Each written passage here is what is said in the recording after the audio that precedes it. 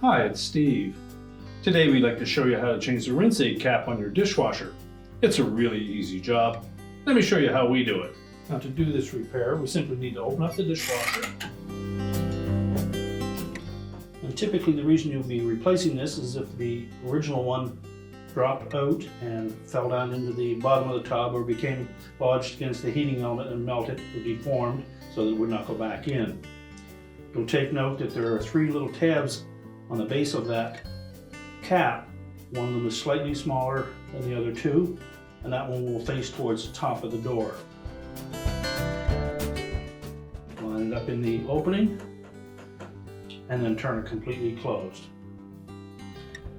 Always make sure when you refill the rinse aid dispenser that you do lock that in place, and each time you use the dishwasher, just take note to make sure that it is in the locked position.